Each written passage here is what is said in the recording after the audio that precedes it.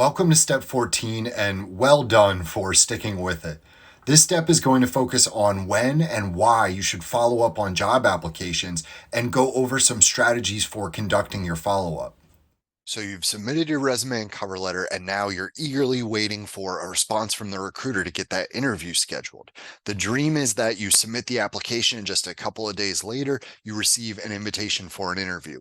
Unfortunately, this is often not the reality. Instead, you might be stuck waiting for a while. It can sometimes be tricky to determine whether or not you should follow up on an application.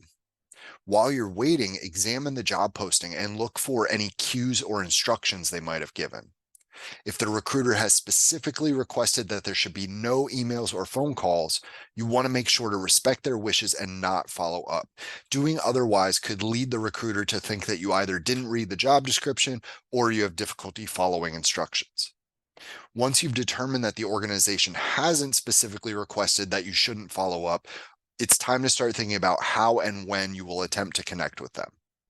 It's a good idea to wait about a week after submitting your application before following up.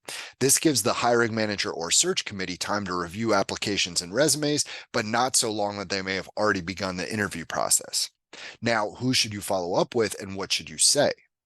There are a couple options to consider. Assuming that they have not provided the contact information within the job posting, it's time to do a little bit of sleuthing. If you are able to find the name of the recruiter or hiring manager that posted the position, obviously that would be best. This is where LinkedIn can be an excellent tool because maybe the job opening was shared as a LinkedIn post by the individual recruiting for that role.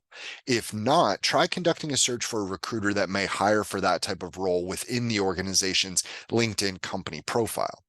Another option is try to locate who the supervisor overseeing this role might be.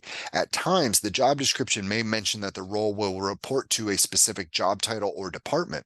If you have this information, great. You can search the company directory if available on their website, or head right back to LinkedIn and search for the person in that role within the company's profile. Once you've located the best person to contact, do some research to find an appropriate way to contact them.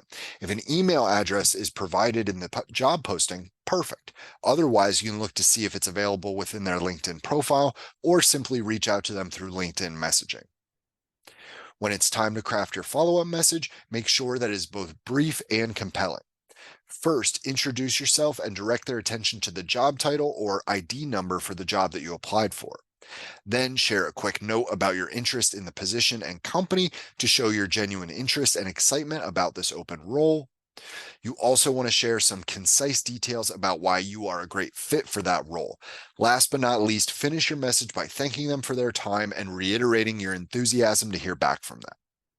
Following up doesn't always work, but it can potentially help you get noticed and increase your chances of landing an interview. Make sure to check out the resources in the description for more tips and information on following up a job application.